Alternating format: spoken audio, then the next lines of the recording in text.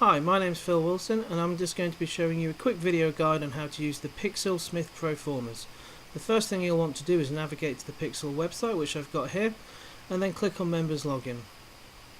Mine automatically logs me in, but you'll have to enter in your own personal account details. So the first thing we need to do is navigate to Subjects and Tools, which is this one here, and then following that, PiXL Tools. We're going to be looking at the Smith Proformas today. So you'll be given this website here. Now PiXL provide example trackers. I've got my one here. I've just slightly amended one from the PiXL website. What you need to make sure is you've got your students, your target grade and professional fine predicted grades if you want them included, and then just a list of the topic and then each question. For each question you will need the maximum marks achieved or available, and then you'll need to do grade analysis, so how many marks the students got for each one of those questions. You need that information so it can work out percentages and then RAG rate each statements. So I'm going to go back to the PiXL website and click I'm ready to upload. So you'll need to upload your spreadsheet and then click upload. Now depending on if your spreadsheet has multiple tabs, you'll need to choose the tabs. Mine's only got the one. So we click next, and this is where we have to start selecting our information. So the first thing we need to do is click on the first student's name in our spreadsheet. That's this James fella here. Following that, we're asked to click on the first PLC question, vectors and scalars, and now we're given the choice on how we want to RAG rate it. I'm going to use the quarter red, half amber, quarter green. The choice is entirely up to you.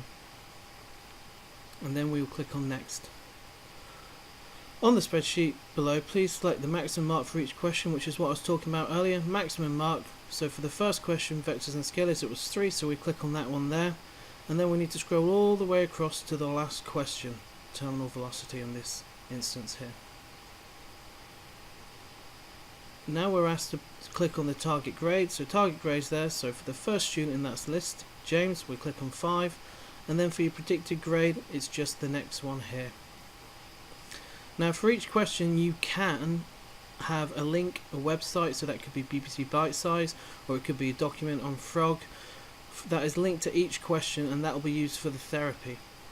So I've uploaded mine here, so I click on that there, and then that's the last thing. Now the first thing you need to do is add your common therapy statements and common testing statements. I've already got mine pre-typed in a Word document, and how we do it in our department is it ranges from A to D. So student who is A, what we all know is it's a student who's performed well in an assessment. They won't require any therapy or any testing, so we can leave that at that. As we go down, so if it's a B, it's a student who needs minimal therapy. How we do in our department is we will give them an independent resource or package, and what that will do is that's to be completed independently at home.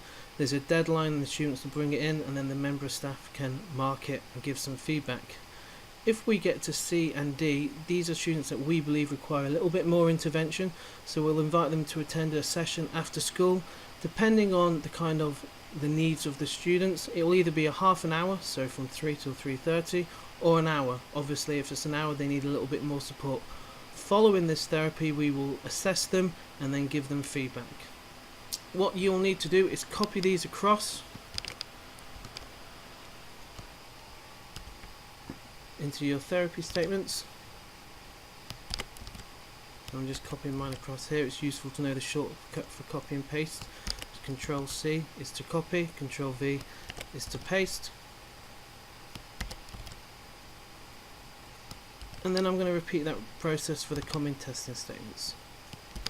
One thing we have started to do recently is if a student has done particularly well, we will give them some resources like it says here, and that's just to stretch and challenge the students either to achieve their golden target or beyond, going for the 7+.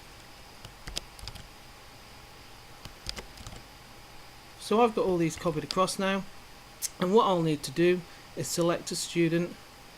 So I'll view their PLC. They've done particularly poor, they've got reds in all of them, so I know that they need to be a D, and then I'll repeat this process for each of them. So for Rob, he's done particularly well, I'm going to put him in the B category. For Kirk, he's got some reds, some oranges, so I'm going to put him into the C category. For Axel, he's done particularly well again, so I'm going to put him in the C category. And then finally for Richard, he's done particularly well, so I'm going to put him in the B category.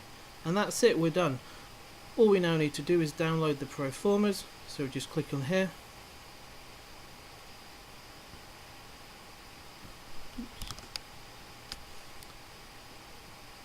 And we have our PiXL Proformas. So we can see that James had done particularly bad, he's insecure in all the topics. So it says, using those statements we had earlier, the significant need for intervention, and we've invited him to attend a session after school. As you scroll down as well, we've got QR codes for each of these, and we would ask the students to do a little bit of reading using these QR codes before he attends the session. For Rob, who's done particularly well, we've asked that he just completes these, and then you're all good to go. I hope this video has been useful. Of course, if you require any further support or any needs, feel free to email me.